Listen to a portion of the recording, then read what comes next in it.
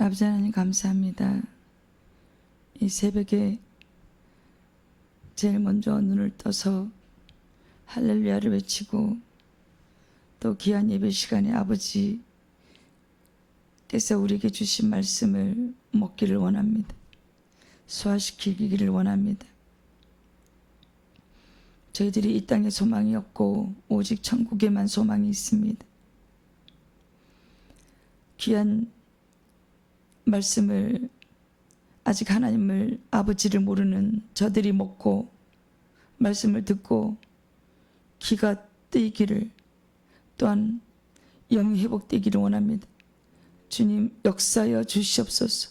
말씀으로 생명을 살려 주시옵소서.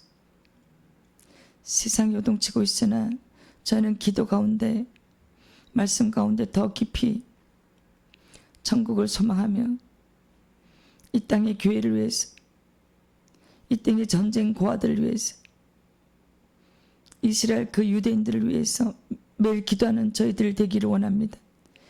오늘 생명이 호흡하고 살찌는 귀한 말씀을 성령 하나님께서 직접 말씀 주장하여 주시옵소서. 예수님의 이름으로 간절히 기도 올려드립니다. 아멘. 누가복음은 의사입니다. 의사임에서 이제 사도 바울의 동력자였습니다. 그래서 사도행전과 누가복음을 지은 저자입니다. 오늘 소제목은 하나님의 뜻대로 살아야 영생합니다. 그리스도인이라고 다 하나님의 뜻대로 사는 건 아니지요. 하나님의 말씀 그대로 살아내야 영생할 수 있습니다. 그래서 천국 가는 것이 결코 넓은 길이 아닙니다. 근데 우리 노력으로가 아니라 우리 안에 늘 24시간 내주에 계시는 성령님의 도움으로 우리는 그렇게 살아낼 수 있는 것입니다. 그래서 오늘 본문은 누가복음 20장에서 28절인데 같이 합독하겠습니다. 예수께서 눈을 들어 제자들을 보시고 이르시되 너희 가난한 자는 복이 있나니 하나님의 나라가 너희 것이며 지금 줄인 자는 복이 있나니 너희가 배부름 얻을 것이며 지금 우는 자는 복이 있나니 너희가 웃을 것이며 인자로 말미암아 사람들이 너희를 미워하며 멀리하고 욕하고 너 이름을 악하다 하여 버릴 때에는 너에게 복이 있도다. 그날을 기뻐하고 뛰놀라. 하늘에서 너희 상이 큼이라. 그들의 조상들이 선지자들에게 이와 같이 하였느니라. 그러나 하였을진저 너희 부유한 자여 너희의 위로를 이미 받았도다. 화있을진저 너희 지금 배부른 자여 너희는 주리리로다. 화있을진저 너희 지금 웃는 자여 너희가 애통하며 울리로다. 모든 사람이 너희를 칭찬하면 화가 있도다.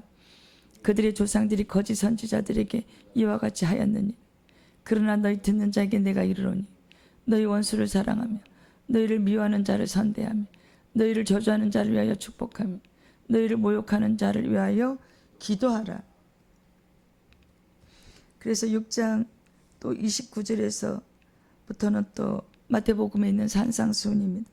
산 위에서 가르치시는 산상보훈입니다. 49절까지 제 수신자는 여기서 데오빌로입니다. 이제 그 나라의 일을 맡고 있는 고급 관리, 그 데오빌로의 그 이름의 뜻은 하나님을 사랑한다는 뜻입니다. 그 하나님의 사람으로 각하라고 한 점으로 보아서 이제 그 직책이 높은 사람인 것이지요. 그래서 그가 더 신앙생활 잘할 수 있도록 이제 격려하는 뜻에서 기록했습니다. 기록 시기는 주 70년부터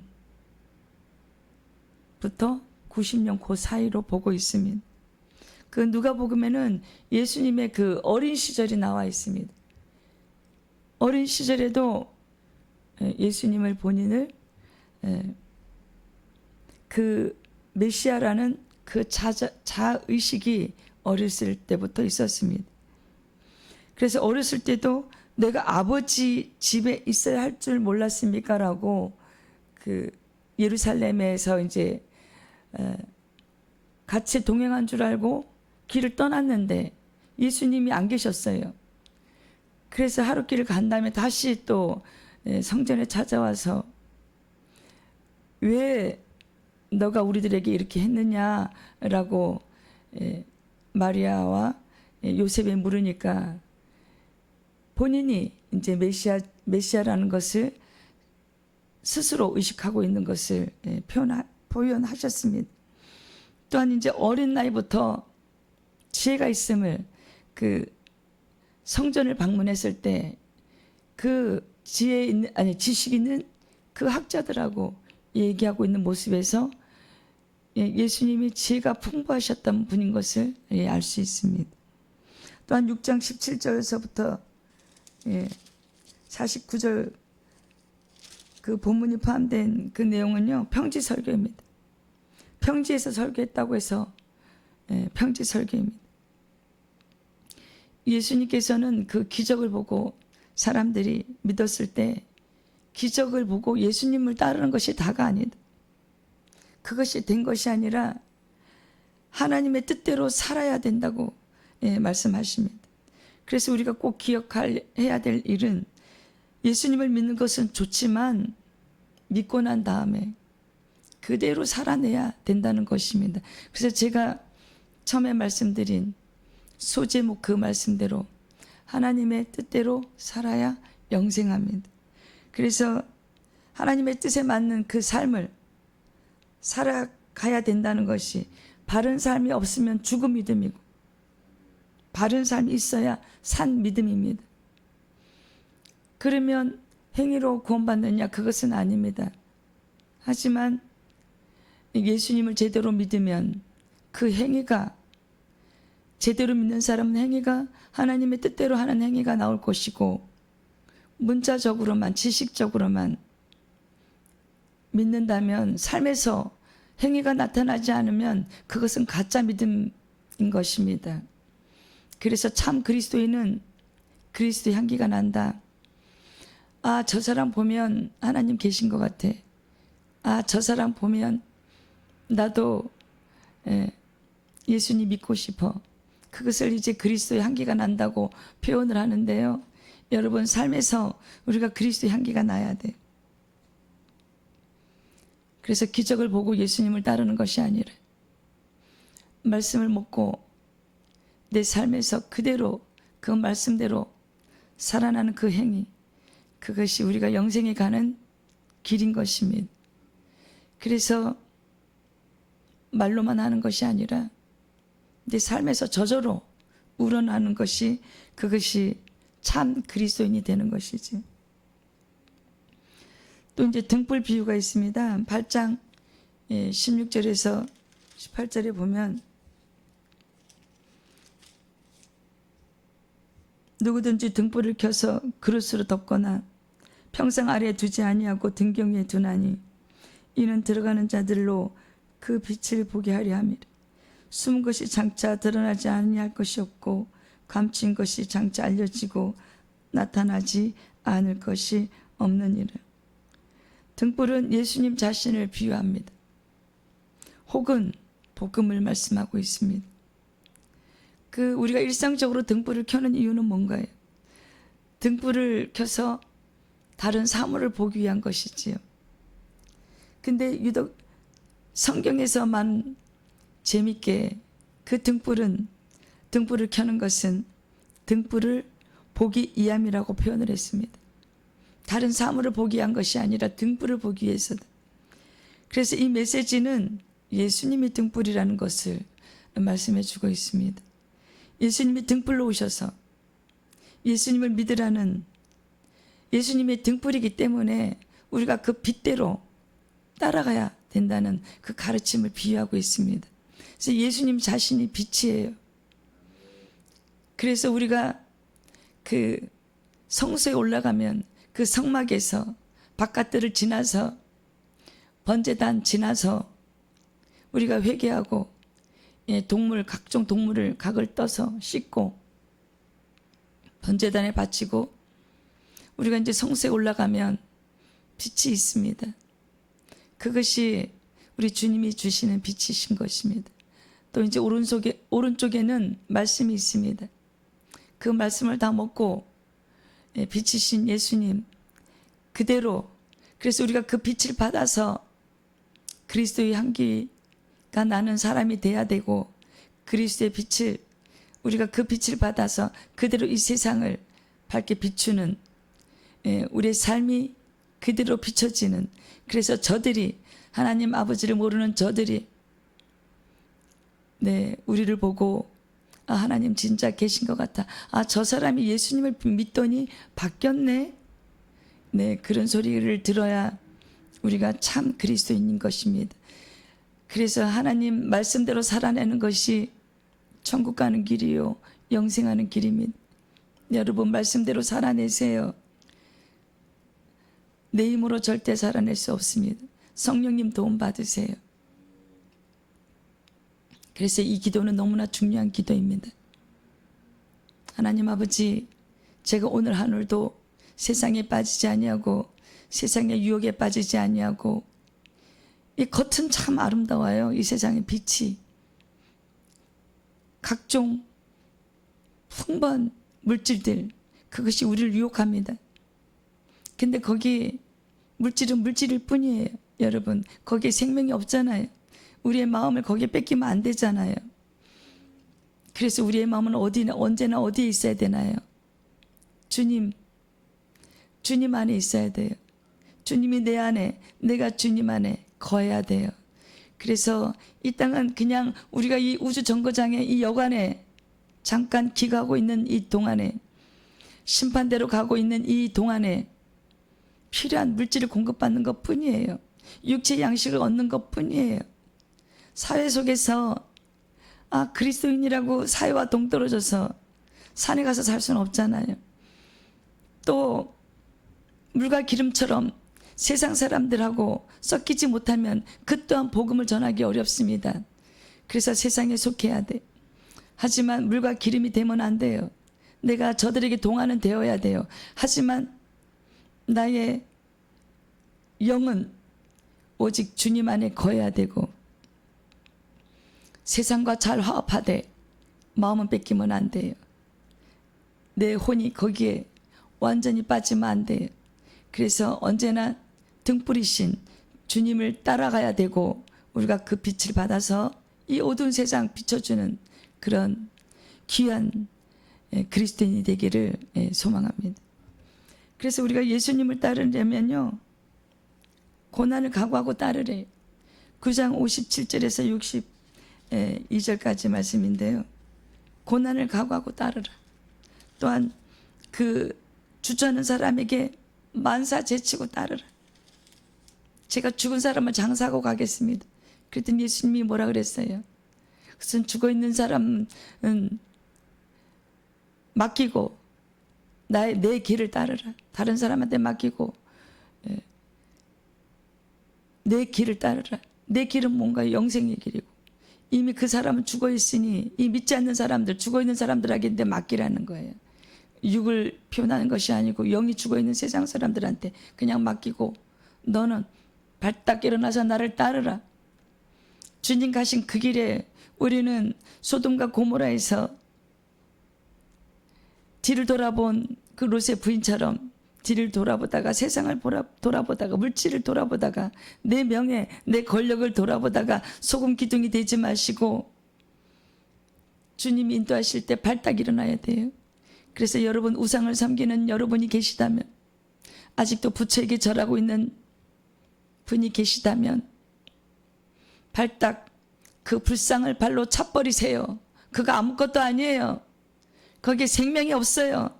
생명이 없는 게 아니라 지옥에 끌고 가고 있어요. 지금 정신 차리세요. 내 안에 불교의 영, 우상의 영, 미혹의 영이 들어오면 진리를 구별할 줄 모릅니다. 어둠을 따라가게 돼 있어요. 여러분 생명이 달렸습니다. 너무나도 많은 목숨이 달렸어요. 지금이라도 빨리 정신 차리고 그 불상을 차버리세요. 철 조각이에요. 아무것도 없어요. 그냥 철로 만든 무생물이에요. 생물이 아닙니다.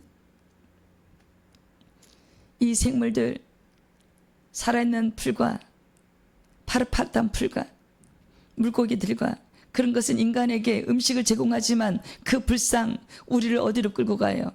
우리의 영혼을 뺏어서 어디로 끌고 가요? 지옥으로. 그 역할을 누가 하나요? 사탄 루시퍼가. 여러분 속지 마세요. 거기 아무것도 없어요. 빨리 불상을 차버리세요. 주님 가시는 길을 따르세요. 그것이 생명의 길이고 영생의 길입니다. 너무나도 마음이 아파요. 예. 그리고 그래서 예수님 우리에게 뭘 요구하세요? 충성. 그리스도의 병사들은 충성. 헌신과 충성을 기대하시고 요구하십니다. 여러분, 우리는 예수님의 제자가 되어야 돼요. 매일 복음을 전해야 됩니다. 예수님 가신 그 십자가의 길, 그 십자가를 지고 우리도 따라가야 돼요. 아이, 조금만 기다리세요, 주님. 제가 지금 아직 세상에 미련이 많아서요. 여러분, 불상 빨리 차버리세요. 그게 미련이 뭐가 있어요? 아무것도 아닌 미생물일 뿐만 아니라 그걸로만 족하면 참으로 평안하겠지요. 지옥에 끌고 가는 무서운 존재예요. 제가 표현을 잘못했군요. 아무것도 아닌 게 아니라 무서운 존재예요. 그거 죽어있는 불상이, 그 철조각이 마음과 영혼을 뺏어요. 사단 루시퍼가 하는 짓이에요. 마귀가 하는 짓이에요. 속지 마세요, 여러분. 그래서 또 하나님께서는 그 죄인에 대한 사랑을 보여주는 세 가지 비유가 나옵니다. 15장에서 16장 죄인을 용서하시는 일에 대한 비유, 또한 불의한 청지기의 비유가 나옵니다. 이 탕자의 비유에서 가르쳐주는 중요한 메시지가 있어요. 하나님의 은혜만 의지하는 것입니다. 탕자가 아버지를 찾아갈 수 있었던 그것은 탕자의 믿음이 좋아서가 아니에요. 아버지의 사랑과 그 능력이 그만큼 컸었기 때문에 탕자가 그 아버지의 사랑을 기억했어요. 그래서 그것에 의지해서 그 믿음으로 탕자가 찾아갈 수 있었던 것입니다. 제가 아무리 커도 그 불상을 차버리고 빨리 친척 언니 하나님께 나오세요. 이 탕자처럼 제가 아무리 커도 아버지께 다시 찾아왔잖아요. 그랬더니 소를 잡았어요. 반지를 끼워줬어요. 멀리서부터 뛰어나왔어요. 그런 아버지, 육체의 아버지도 그러는데 우리 영과 육을 만드신 우리 아버지 하나님은 얼마나 더 크게 지금 기다리고 계신지 아세요? 그래서 제가 아무리 커도 하나님을 찾으면 하나님의 사랑은 용서하십니다. 40년 동안 우상을 섬긴 그 언니, 아가씨 때는 피아노 쳤잖아요. 근데 어느 날 정말 한 번도 쳐보지 않은 그 복음성가를 들고 와서 치라고 했을 때 한 번도 연습하지 않았지만 피아노를 전공한 적도 없지만 피아노 위에, 건반 위에 손을 올려놓으니까 선이 저절로 돌아가더래요. 그러면서 야, 하나님 계신 거 나 알아. 그런데도 지금 40년 동안 절에 가서 불상 앞에 절하고 있어요. 무서운 일입니다. 그 안에 그 영이 하나님의 예수님은 영접했어요. 그러는데 말씀이 안 들어가니까, 예배 자리에 안 나오니까 성령님이 역할을 못 하세요. 그냥 지금 침묵하고 계세요. 여러분, 그리고 이제 또 제자들에게 경고하십니다. 17장 이제 1절 2절 말씀에 이 말씀이 우리들에게 해당될 수 있어요.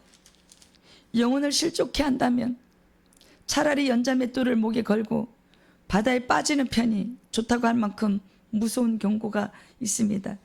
예수님께서 제자들에게 이르시되 실족하게 하는 일이 없으나 그렇게 하게 하는 자에게는 화로다. 그가 이 작은 자 중에 하나를 실족하게 할진대 차라리 연자맷돌이 그 목에 매여 바다에 던져지는 것이 나으리라. 여러분, 오늘날 교회로 비유하면 목사가 부자들에게 천국 가기가 어렵습니다라는 것을 알려주지 않으면 부자 교인들을 실족하게 만들 위험이 굉장히 크다는 말입니다. 여러분, 솔직하게 말씀해 주세요. 부자가 11조를 많이 해서 그 말씀하기 힘드나요? 이런 목사님 계시다면 정신 차려야 돼요. 그 11조 놓칠까 봐 바른 소리를 못 하세요. 그러면 당신은 목사로서 그 강대상에서 설교할 자격이 없습니다. 헌금을 두려워하지 말고 그 부자가 믿음이 실족해서 믿음을 그 얘기를 듣고 믿음을 실족할까 봐 두려우세요. 사실대로 얘기해 주세요. 부자는 천국 가기 힘든다고 사실대로 얘기해 주세요. 그렇게 부자에게 사실대로 성경 말씀을 제대로 가르쳐 주지 않으면, 말씀해 주지 않으면 그 부자는 지옥 갈 수 있어요. 그 말씀을 자주 많이 강조해 주세요. 그 목숨, 그 영혼 구원해야 그 당신이, 목사인 당신이 우리 주님 앞에 가서 당당하게 설 수 있어요. 그렇지 않으면 당신은 직무위기 위반으로 지옥에 갈 수도 있습니다. 그래서 이제 21장에 가면 종말의 비유가 있어요. 종말의 그 징조. 그래서 5절부터 38절 여러 가지 징조가 나옵니다. 성전 파멸, 여러 가지 재난이 오는데 그 종말의 중요한 특징은 뭔가요? 미혹의 영, 거짓 그리스도가 나타나고 믿는 자들에 대한 박해가 나타나고 여러 가지 징조가 나타납니다. 지금이 그런 시기예요, 여러분. 그래서 제일 중요하게 말씀하시는 그 강조의 말씀이 깨어있어라. 깨어있어라. 어제 주님 안 왔으니까 오늘도 안 오실 거야. 이거 누가 주는 생각이에요? 사탄 루시퍼. 여러분 속지 마세요. 매일 말씀 읽는 거, 매일 기도하는 거, 매일 주님을 기다리는 거 잊지 마세요. 여러분의 목숨이 달렸고 가족의 목숨이 달렸습니다. 그래서 이제 예수님이 승천하시는 24장 50절에서 53절 말씀에 그 예수님의 승천에 대한 그 기사는 그 자세의 모습은 오히려 사도행전에 많이 나오고 누가복음에는 짧게 나옵니다. 그래서 예수님이 승천하심으로써 그 제자들은 기쁨 속에서 성전에 가서 늘 찬양합니다. 그리고 재림하실 예수님 기다리세요. 성령님을 이제 기다리고 있었지만 성령님 이제 우리 이미에게 오셨지요. 사도행전에서 그 후에 이제 사도행전에 이제 이어지게 되는데 우리 오늘도 예수님 기다리고 있습니다. 여러분의 삶은 어떻습니까? 어제 예수님 기다리셨어요. 여러분 예수님을 간절하게 기다리세요. 오늘도 간절하게 기다리세요. 우리를 정말 사랑하시는 주님께서 우리를 데리러 오실 겁니다. 그래서 여러분 이 땅의 고난, 그 삶이 힘들더라도 기다리세요. 그리고 우상 섬기는 일에서 빨리 멈추시고 그 불상을 발로 차버리시고 빨리 예수님 앞에 오셔서 십자가 앞에서 회개하시고 예수님의 그 사랑을 받으세요. 지금 또 기다리고 계십니다. 하나님은요 문 밖에 서서 지금 기다리고 계세요. 그 지금 아가씨 때 피아노 쳤지만 40년 동안 그 절에 다닌 그 언니가 지금 기도하면서 녹화하기를 기다리고 계세요. 이렇게 기도하세요. 하나님 아버지, 지혜와 계시 영을 부어주시어 하나님 알게 하소서. 제가 지금 부처를 믿고 있는데 이것이 잘못된 일이면 제 안에 있는 귀신들을 축사해 주세요.